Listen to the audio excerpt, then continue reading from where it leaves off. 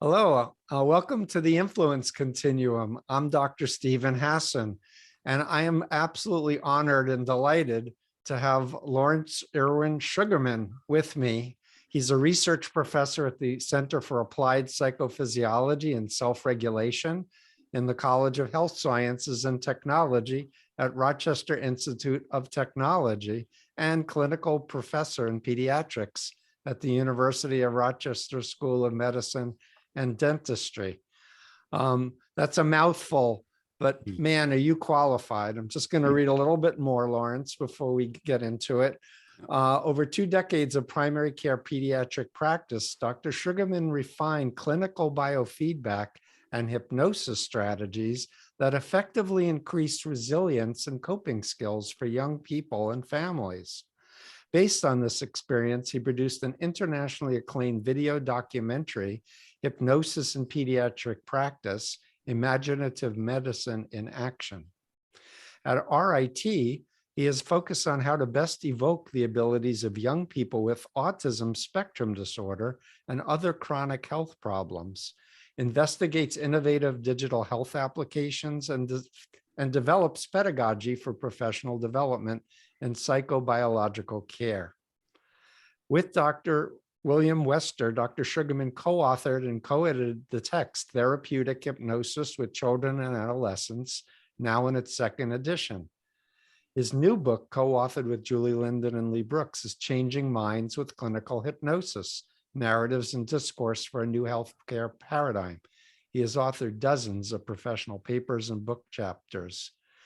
So I'm going to stop there because it goes on, and I know you're a fiddle player and you're a Renaissance man. And we, if I remember correctly, met in Bremen, Germany at an International Society of Hypnosis conference. And we were like, you're so cool. I think you're cool. No, I think you're cool. We got to talk more. And so the friendship has evolved.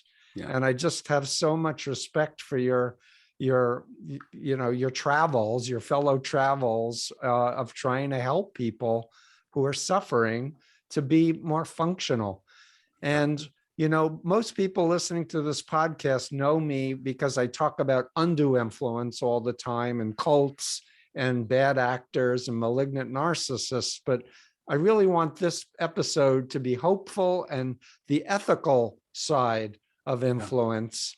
And I'm talking about clinical hypnotherapy, not the stage hypnosis, charlatan stuff, but where people have very strong ethical guidelines and practice and are empowering people to get well and to know themselves. So that's all I want to talk about. I really would like you to share with our listeners, if you had your way, what needs to change with the healthcare system, and particularly with mental health care. Yeah. Thank you. Well, first of all, thank you. We do have a mutual admiration society, so that's good. Of 2, though I think we could include our wives probably in that. Definitely definitely the dogs. Yeah. Well, I like that framing, and I think I ought to start by saying what inspired me about what you just said was that it actually is hard to maintain that ethical leaning. Just for review, the ethical canons that developed starting with the Nuremberg trials, really, and then through Helsinki Accords and then into the World Health Organization, all of this stuff towards saying, wait, let's have some guidelines for research and practice is just getting to be around 60 to 70 years old. It's hard because it involves separating one's own needs and desires for the other from their needs and desires. It's the essence of good parenting to separate the needs of the parent from that of the child. So the 4 ethical canons are non-maleficence, which translates, as many people know, into do no harm. It's a pretty low standard. It's kind of like saying, listen, I promise you, your car won't be in any worse shape when you come to pick it up later. Right. That's a low standard, but it's actually very hard, because if if the physician just read this drug ad, or is feeling somewhat rushed that moment, or is their mind is elsewhere, they may not be giving the fullest attention to what that person needs, and that is harm. Yeah, for sure. And I want to just add, the healthcare system rewards doctors for having minimal time, doctors like yourself, and not doing the therapy deep dive, tell me about what's going on in the big picture of your life, but very symptom specific. Well, let me add a wrinkle to that, which is that being person-centered, which we'll need to talk more about, creates efficiencies, not takes more time. Over the long run, it creates great efficiencies. And we'll talk more about that when we talk about the trance of the encounter. The second principle is beneficence, which is to do good, which is just as slippery. In the United States, I believe we do the third and fourth principles least well among developed countries, and the data support it. One is respect for autonomy.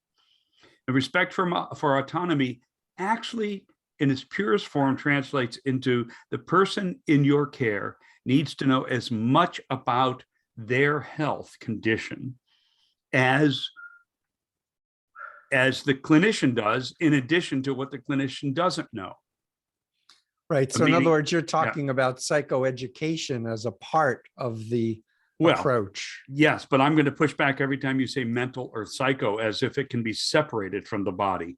So we'll come back to that. I love it, because you're an MD, and I'm a counselor. But understand that the mind is embodied, and we'll talk about that along with. And the fourth principle is respect for justice. And respect for justice means no matter who you are, where you came from, you deserve all of the rest of those, the application of those ethical canons. And that means accessible, high quality care for everybody.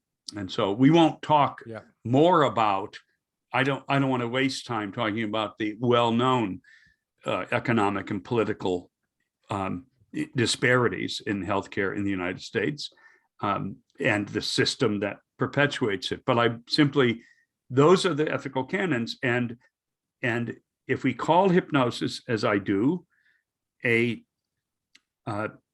group of skills that rise to the level of a discipline, that rise to the level of an art, and by discipline, I don't mean a separate branch of knowledge like chemistry or biology. I mean a discipline as in the practice of skills that end up infusing themselves into your interactions.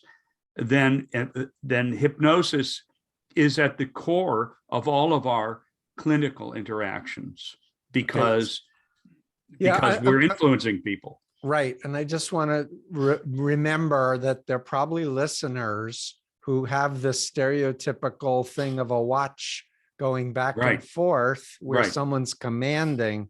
And what you're talking about is such a evolutionarily more advanced, sophisticated understanding of human consciousness. And I want people to really understand this is a paradigm changing model that you're proposing.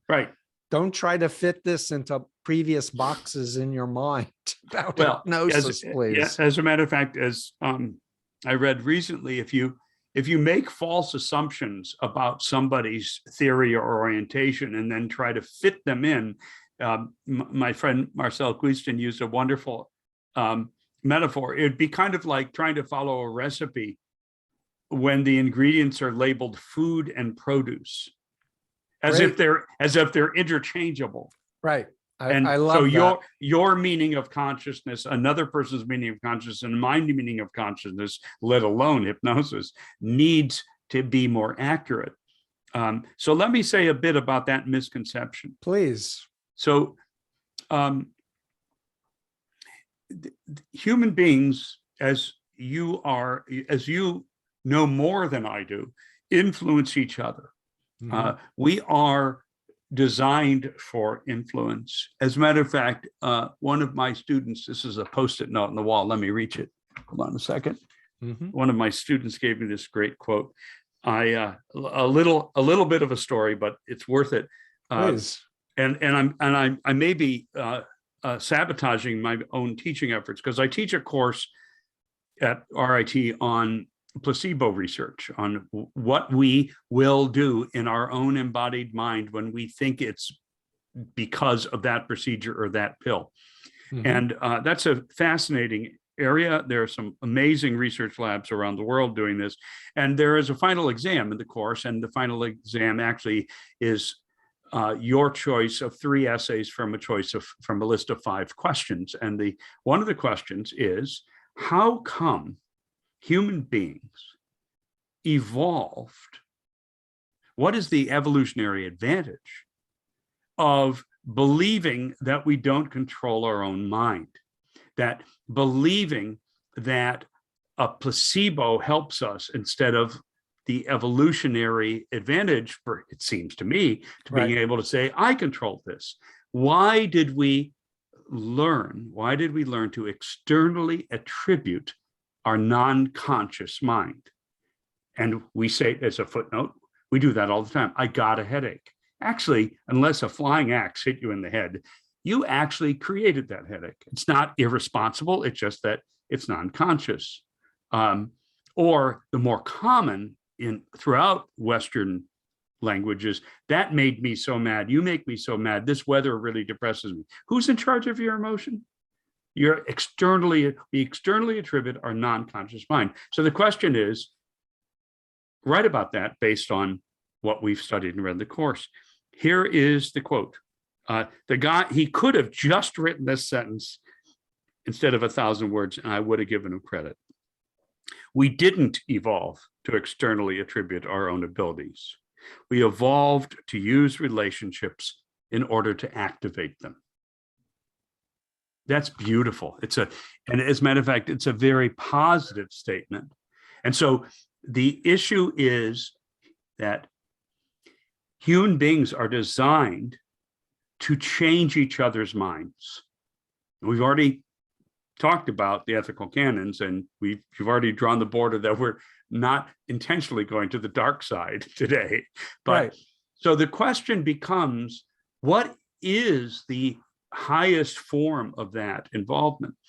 And there are a number of theses that say actually hypnosis evolved from ancient times when there were deities and gods talking with us, or we felt they were, and then we tried to reenact that in our religious ceremonies, and then we developed proto-sciences, etc. And we still kept this basic idea of, you be passive and I will, and listen to my words, and basically recreating the ancient religious practices. And that's how hypnosis is portrayed. And the first book to outsell the Bible in Western culture was Du Maurier's Trilby, which was about the evil Svengali, the probably Semitic Svengali, who abused this woman using hypnosis for money. That was the 1880s. And then there are all of the popular culture about the abuse of hypnosis, but it all involves, and I should say the professional training still involves at its introductory and intermediate levels, the notion of, you quote, get this person into trance, right? And they become relatively passive and suggestible. Yep.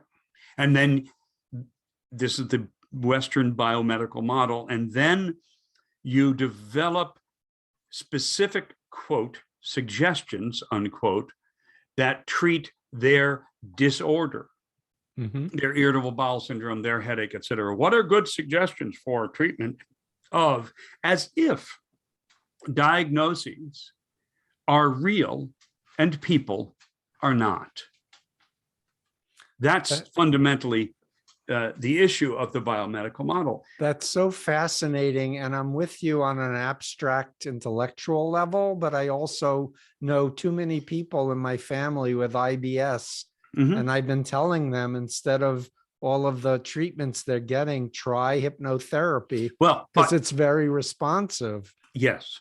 And well, I'm glad you used that word responsive. We're going to get to that in a moment. Please. So all of the funding, all of the power structure that supports hypnosis research says, well, it's got to be reproducible. You have to have a method that you can go do over and over and over again, because that's what creates good science and good evidence, which becomes data, which becomes right effect and translates to the quote bedside unquote. But the fact is that the evidence also shows that the more we tailor that approach to the needs of the subject, the more effective it is, as compared to one size fits all. Here's the protocol for doing hypnosis for adults with irritable bowel syndrome. 100%.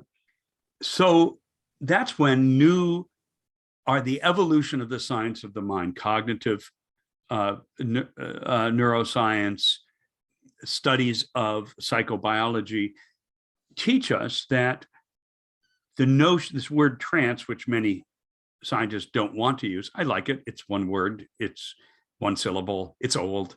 But trance becomes separable from the notion of hypnosis. What if we call trance not a state, but a process? And the process is a process of discovery, of curiosity. How about when we say trance, everybody thinks of eyes closed, passive, maybe eyes wide open, maybe seeming in another state. Let's replace that with the experience of being creative, the experience of saying, whoa, I've never thought of that before. What if we replace it with being in a creative process and call it a process? The evidence is that novelty, surprise, ambiguity, inputs that the reference librarian who lives in our hippocampus, this has nothing to do with the fact, this has nothing to do with the fact that my mother was a librarian. The reference librarian who lives in our hippocampus says, I don't have anything on this. We're going to have to open a new library section, right? And let's put trauma in the restricted section that we don't go to very often. If trance is the process of becoming changeable, plastic, creative within the embodied mind, because it affects our posture, our facial blood flow, what our eyes do, our orientation to the environment. If we call that trance, then of course that comes on the way to the doctor and the way to the clinician. Oh, and by the way, if the last time you went to this particular doctor, strange, interesting things happened and you felt better and you weren't even sure why, doesn't that set up the next visit?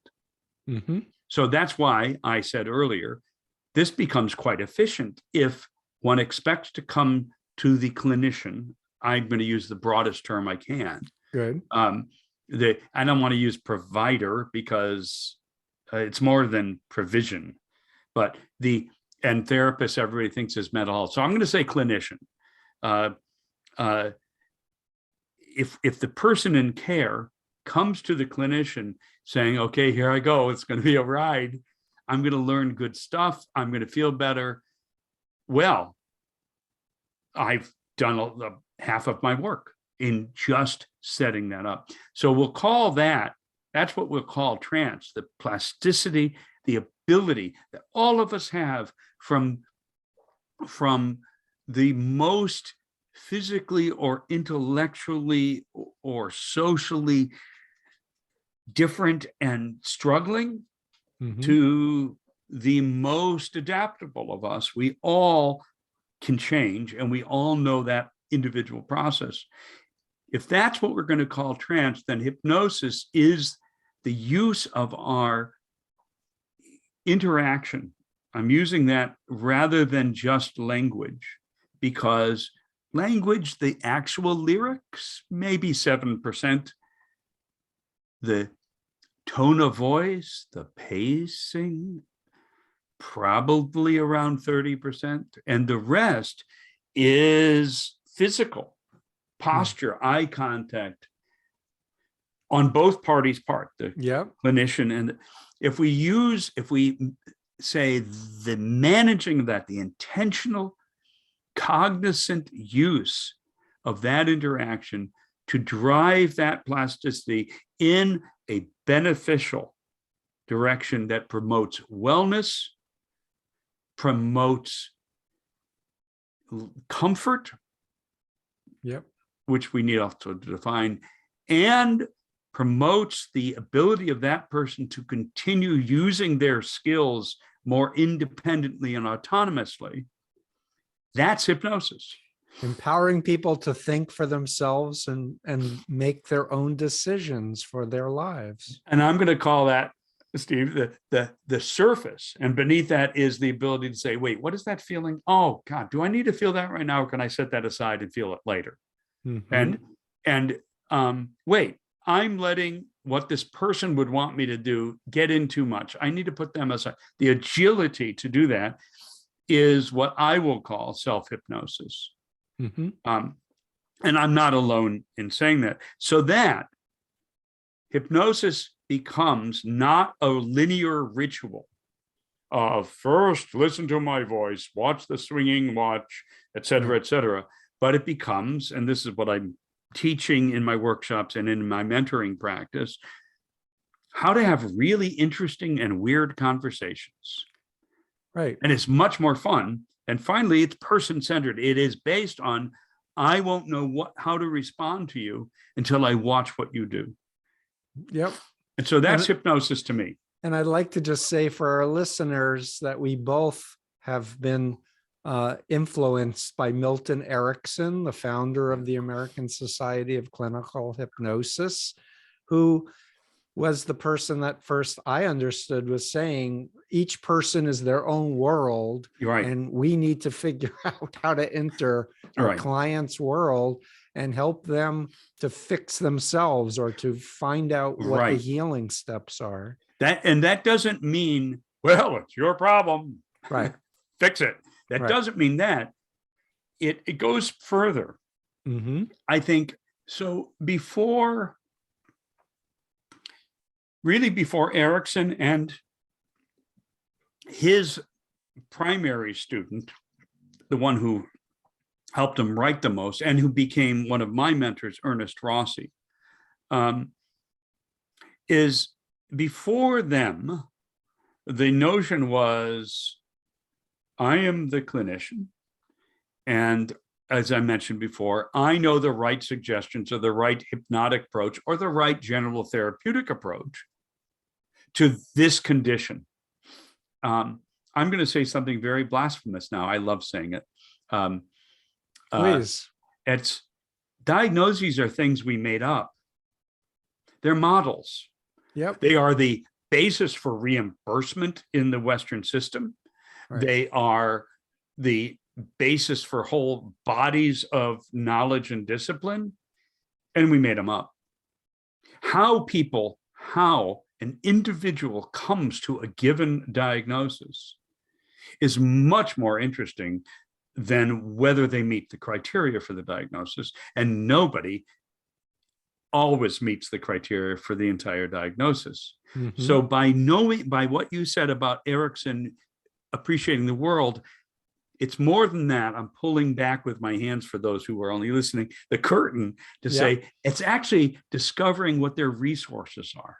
Mm-hmm. What are you good at? How do you do that? So there are countless stories of Erickson and people talking about gardening when the person came to them with pain, or the person, or I have multiple examples of of young people who meet criteria for autism spectrum disorder. Notice how I didn't say they have it. I said they meet criteria. I'm really glad you're touching on that, because it's such a who come in and say, can we talk about narrow gauge rail in the Southwest? And their mother wants them to stop torturing their sister.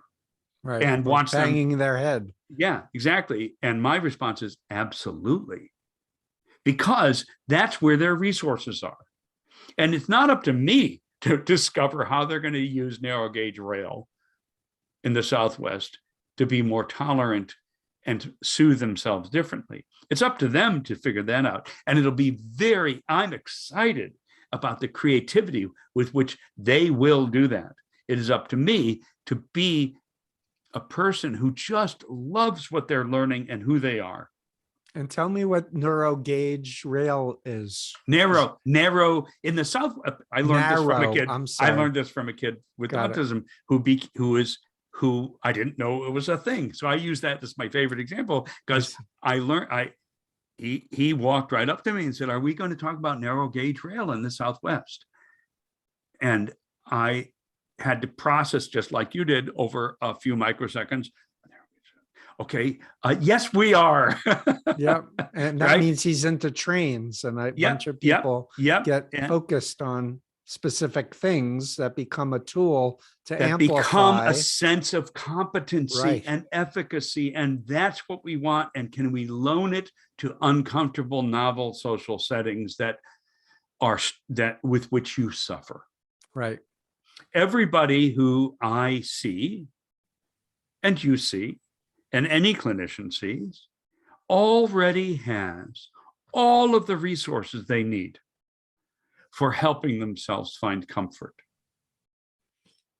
Our job is to help them mind them and apply them. And there are lots of words that are used for that, but that's how I'm going to say it. And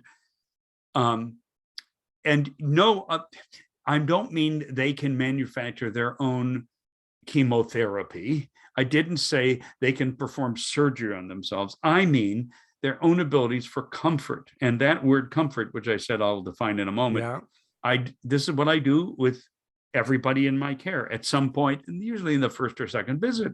Yep. I ask them what that word means, and they say relax, or they sit back in the chair and act it out, or take a deep breath. And I say, yeah, that can be, I guess. And then I introduce them to the field of etymology, which I really like, because when we learn the derivation of the words we use, suddenly their meaning deepens. And the same thing for people who learn multiple languages. And we won't talk right now about what that does to the embodied mind, but that's a thing too. So calm is from Latin, calm and con, which means with. And interestingly, for human beings, that's the only species I've ever been. So that means with has a dual meaning, because we human beings are tool users. So it means an association, right? And it means use. I went to the movie with my sister, and she drove, right? So that's association use.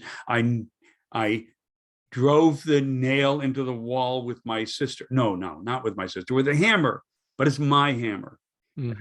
So that's the calm. And then I ask the young people in my care, especially if I know they play an instrument, and I say, what's that word at the top of the musical notation that is about playing really, really quietly? And they say piano or pianissimo. And then I say, what's the word for playing loud, powerful, strong? And they say forte. And I say, right, because it's the same Latin derivation as in comfort. So what does comfort mean? And they realize, oh, with power. That's what I mean by comfort. And that is a hypnotic experience. It's a little light bulb. It's not a big epiphany. It's a little light bulb that leans them forward towards, oh, so with power, what's that mean? And I say, you can perform on stage with power, with comfort. You can climb a rock wall with comfort. Right. You can talk about narrow gauge trains in the Southwest with comfort. Right. I just want, for my listeners who've been in cults and other abusive things Mhm. to understand when you were saying that a person has all the resources they need within themselves, Yes. that you were talking from a clinician point of view in terms of empowering the person. But we need each other sometimes. If we get stuck, like I needed my family's intervention to hire former Moonies to sit me down and cry and beg me to listen with an open mind because they were worried about me. And I wanted to Yes. prove I wasn't in a cult and I wasn't brainwashed. So I was going to throw my parents a bone by agreeing to listen to these ex-member apostates. The But it essence, helped yeah, me.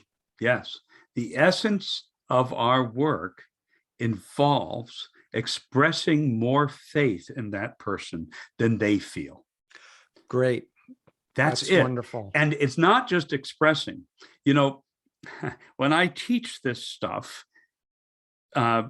people who have been through their training in as a mental health counselor or as a clinical psychologist or as a physician assistant or as a physician or as a nurse practitioner say, oh yes, they taught us about active listening, taught us about all the machinations of looking like you're paying attention. And I say, wait, I don't know about you, but I can't watch a person's face, eye movements, muscle tension, posture while listening to the music of their voice, while processing the meaning of the lyrics they chose. I can't do that and fake it. When I'm doing that, I really look curious and like I'm listening because I am. It's authentic. And that's the critical issue. Yeah, and the it's authenticity of that. And you have the ability to focus, but also trust your unconscious to be taking Yes. in information that your Yes. limited conscious mind is overwhelmed by. That's what you were describing. Exactly. I am going to misquote and paraphrase Milton Erickson, but he was asked probably many times whether what he was doing was idiosyncratic and intuitive. And he said, well, if by intuition you mean my ability to attend to my own non-conscious processes, then of course it is. But that's what it ought to be. So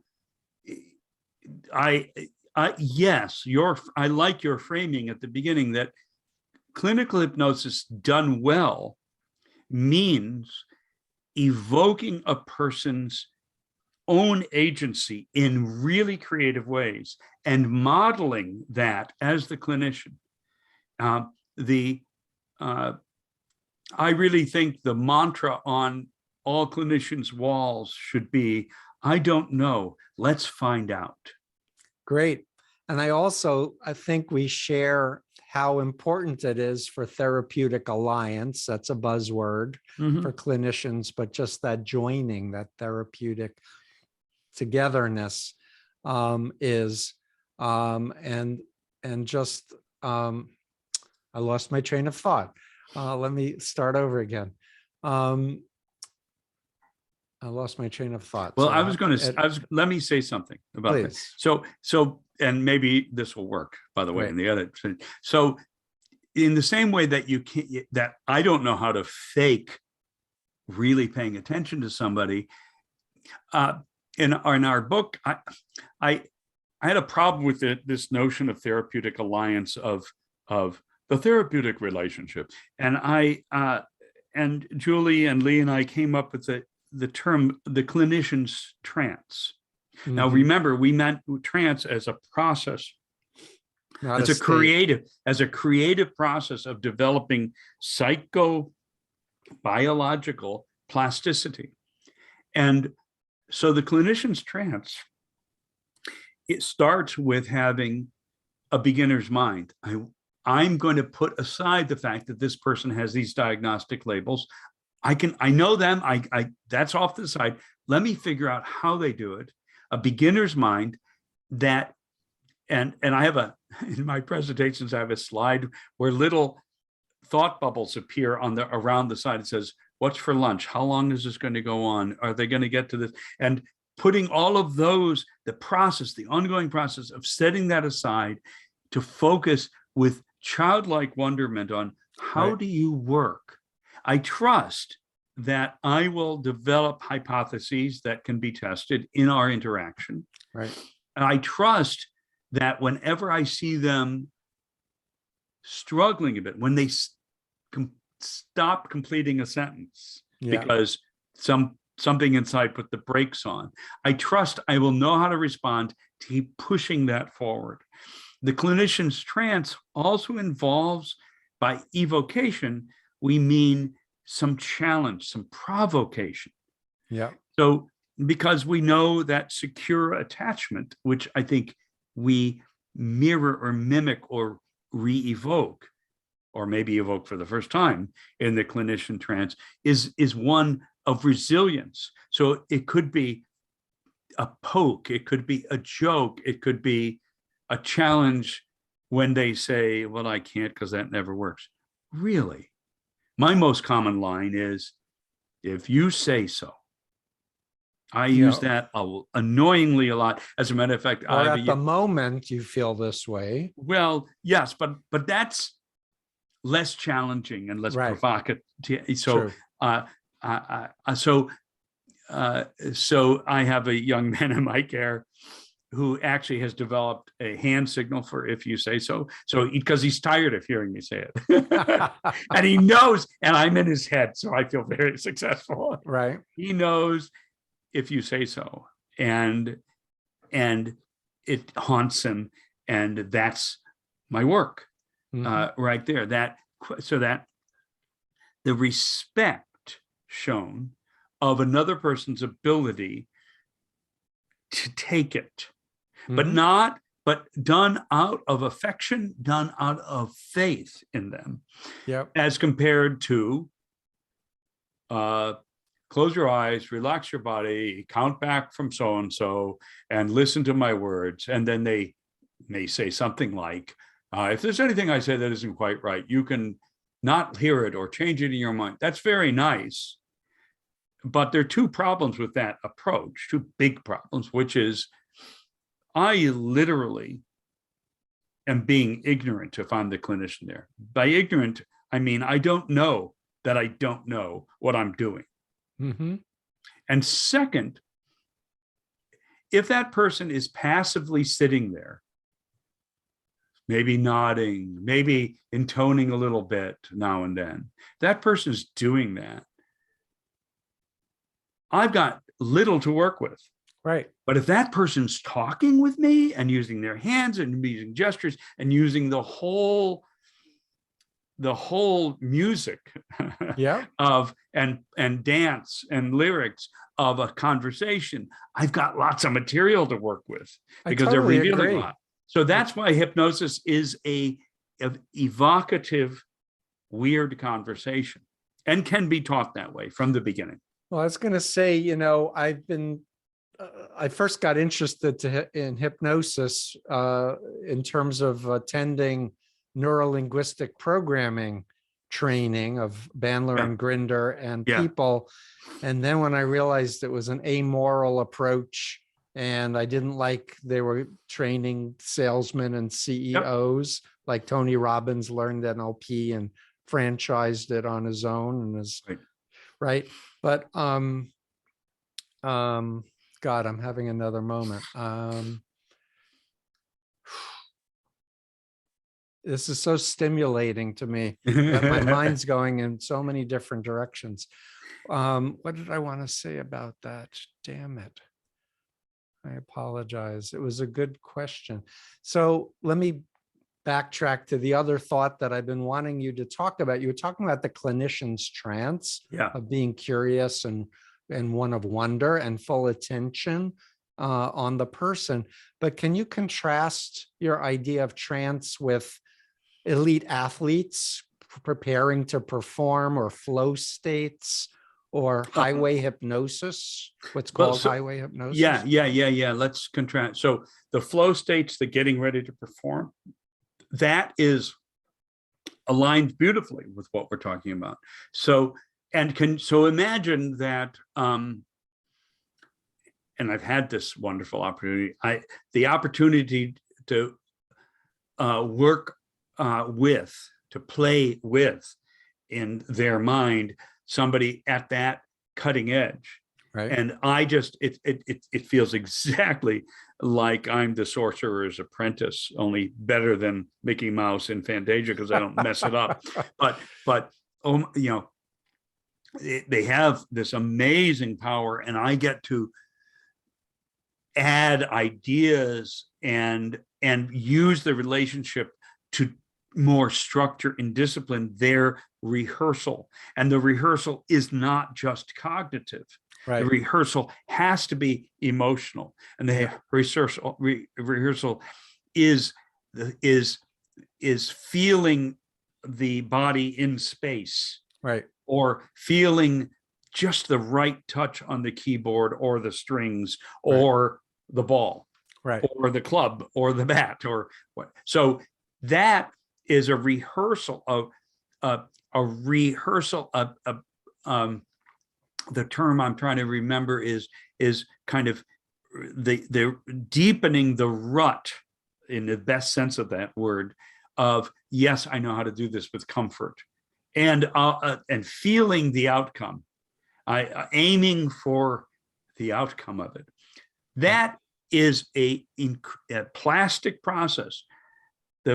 As Norman Deutsch writes about the plastic paradox, is that the first time you go down the snowy hill on the sled, you go down really slowly. Right. But then you carefully go up the top of the hill and aim for those same ruts, because then you get to go faster and faster. That's how our brain works, as long as we can also remember that we can create new ruts whenever we want. That's the best. That's a great, I just want to say he wrote The Brain That Changes Itself, and there's a documentary. Yeah. And for all of my work, Laurence, it's a crucial teaching I have to do with my clients, because I don't know, 20 years ago, we realized, wow, we have neurogenesis and neuroplasticity. All our lives. Before, it was not a thing, but but experientially, I knew it was a thing. Right. But once I had that frame, and to tell people, hey, you can rewire your own mind. You don't have to keep reliving traumas from the past. So I think that term highway hypnosis is a terrible term for hypnosis. That has nothing to do with what we're talking about. That has to do with being mindless. That has to do with saying, wow, my body is driving the car. That has to do with being non-conscious, and that the non-conscious stuff that does stuff well does that fine. But please, let's not. But hypnosis is the term we are using, not for a state and not for trance, but being influenced by oneself and by others. And in the clinical sense, doing that under those ethical canons. So doing something automatically without having to think about it is the old use of the word hypnosis, and not the most useful clinical framework, which is doing new things and discovering your non-conscious potential. That reminds me of something you said earlier. I said suggestion and put it in quotes, and then you said responsive. And so Dan Short, in his wonderful writing about Ericksonian hypnosis, so-called, and in his writing about Ericksonian hypnosis, so-called, and conversational hypnosis, makes a really important distinction between suggestibility and responsivity. In classic traditional linear ritual hypnosis, which I've talked about and obviously am biased against as a general treatment, we're interested in suggestibility. Will that hand move because I've told you the hand will move? Will those eyes close? Will you think about what I'm asking you to think about, or imagine what I'm asking? That's suggestibility. It's behavioral compliance, or at least compliance. Responsivity is, wow, if you say so. And then what happens in responsivity, we are much more interested in what the question does than what the answer is. Right. I'm It's not eliciting reactions, and we're tuning in. well, and even more, it is evoking plasticity. It is evoking. So Zen koans are about responsivity. What's the sound of one hand clapping? What that question does is cause the reference librarian, the hippocampus to say, I got nothing. We got to make something up. And we're very interested in how we make something up. Right. So our time is fleeting, but I need you to please talk more about how the embodied mind, that there's no separation of mind and body, which is what we've been plagued with this. Yeah. Well, Descartes made a deal with the church and said, would you please let me do dissection if I don't touch the soul? That's a huge oversimplification, but it works for now. And it unfortunately, for those people who want to exclude this, it includes having to deal with the idea of consciousness. How do we create a psyche out of material? The answer is, I don't know, but we do. Right. And we are. And, yes. So the way I like to explain it to my undergraduate students at RIT who, never knew a world without computers that you can hold in your hand. When I was 14, I did a summer science program at a major research center, and they had a computer. It took up a building. Right. And I probably had punch cards and wheels. Yes, I told the students, listen, when I bought my first Radio Shack Tandy computer in 1985, and it had no hard drive. It was just a box with a CPU. You loaded the operating system on a floppy drive, then you loaded what you were going to, your word processing or your spreadsheet thing, and black and white and blinking stuff, and the disk operating system, etc. It was a CPU, a brain with no body. Right. But the fact is, the information storage system is our body. And right now, look how I'm holding my hands. Yep. I do that when I want to feel comfortable. If I want to feel like I have no idea what I'm doing, I do this, because I've been playing the banjo since I was 7.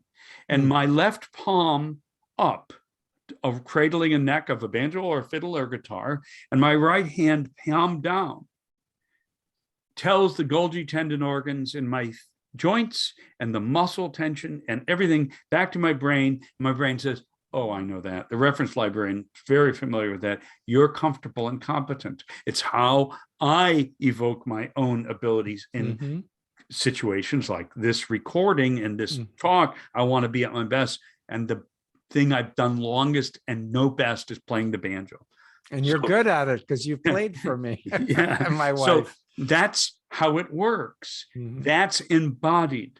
Yeah. And are not, and what is embodied is by definition non-conscious. So if we're going to interact with somebody to evoke that vast wealth of non-conscious abilities, we have to do it with their body. The mind is embodied, and there's wonderful emerging science to show this. But we perpetuate it in our language, this dualism. So we say mental health versus physical health, which doesn't exist. And we say psychological or biological, which doesn't exist. Those divisions, and you cannot ethically treat a person and limit yourself to that joint or that part of the body or just their thinking. Except that's the way it's evolved, and it's to our peril, and so why people are so unhealthy. It's maleficent. It's not non-maleficent. Good. It's maleficent, and that's why it's so hard. Right. So we're going to need to wrap up soon, but I can't help but ask you, if you had a chance to talk to the President of the United States and the National Science Foundation and the National Institute of Health and say, with this pandemic, this is what we need to do to train Yes. people, what would you say? Yeah. Other than hire me, maybe. Oh, no, probably not. I would say we need to recognize that people's understanding themselves, their sense of self, their sense of efficacy and coping runs their immune system. How you believe in the vaccine affects its response, not perhaps at a level between the first type of COVID we saw and Delta, but increasingly. What I show in my classroom is a photograph a student of mine took of O'Hare at the international terminal just as Trump was closing things down. There are hundreds of thousands of people in view, packed together, all sleep deprived, having arrived on international flights. About the best petri dish for a virus you could imagine. Right. And I'm not saying it could have been avoided. I'm not engineering it. I'm simply saying there it is. There is ignoring the embodied mind. So that we have to shift to, this is what I'd say, because I could get their attention. We need to shift to a loving response to this. A loving response. Yeah. So I know you mentioned you're studying placebo effect, and not along, but the other side of that continuum is nocebo effect, which is the deleterious effects. And I just want to say before you respond that when I was getting ready to have my vaccinations for COVID, I kept hearing from family and friends, oh, you're going to have a really terrible reaction. I was knocked out for days, and I was cognizant enough through my life skills to be like, no, my body's going to love it. Yeah. I'm not going to have anything but a very minor, point of injection reaction, if anything. And that's what I had. A minor point of discomfort for all 3 shots. Yeah. I had my booster too. Knocked me flat because I said, I really want this thing to work. And I know it'll work if I have a fever and I really am wiped out. And I was, and it works. And you made it work. So you believe it. So I'll simply say that I prefer not. A researcher named Moorman said, let's get rid of this placebo, nocebo. Let's call it all meaning effect. And I think that's much more accurate. The meaning, I like that. Yes, it is the meaning, and meaning in narrative and everything. Meaning is a lovely term for how we change our embodied minds in response to conditioned prompts of others. So we could switch to that clinician strand to say the clinician's watching and saying, what's the meaning of all of this to you? What do you make of this? And how do I help you, coach you, guide you towards using that for wellness and for self-efficacy and autonomy? I think that's what Erickson and Rossi brought into the field. And by field, I mean of helping other people be healthy. That's great. And as we wrap up, I know that you've done presentations at Hypnosis Society conferences on anxiety being one of the major problems with folks on the spectrum, and teaching them how to regulate their anxiety, potentially through digital games, maybe, or some other ideas. Can you say anything about that? Well, Stephen Porges, Porges, whose first major book was the polyvagal theory, it posited that we could understand a whole host of health conditions in terms of the psychobiology, and especially in terms of the autonomic nervous system and what's called the parasympathetic system, or the vagus what the system run by the vagus nerve. And it neatly fits into the understanding of autism being perhaps a difference in vagal nerve tone and construction, such that one feels more anxious, but also feels less socially in tuned and engaged. What's interesting is that using biofeedback training, lots of ways of training to increase vagal tone, decreases that anxiety, decreases the response. And there are lots of ways to increase vagal tone, and there are lots of ways to attach imagery like narrow gauge rail in the Southwest to that, so that and as long as we can give people back the data that is being derived from EEG or heart rate variability or muscle tension or sweat gland activity, if we send that back to them, that's what biofeedback is, and help them move it in more useful directions, they have some baseline autonomic hardwired control on which to build change in emotion, change in thinking. And so that ability to tune those signals is something that we studied a lot at RIT, and actually resulted in a patent of tuning multiple biofeedback systems to whatever is the best one for the user to use. It's like positive psychology in an algorithm. It's wonderful. So machine learning can allow digital therapeutics potentially to be a super therapist by tailoring what it gives you to what allows you to change the best. Now, we're going to need to do another one getting into this, because all we're hearing in the media is all the negative AI algorithms that are causing people to be addicted to their demise and to the demise of their careers and their relationships, and even getting them sucked into radical groups. But we can use it to drive creativity.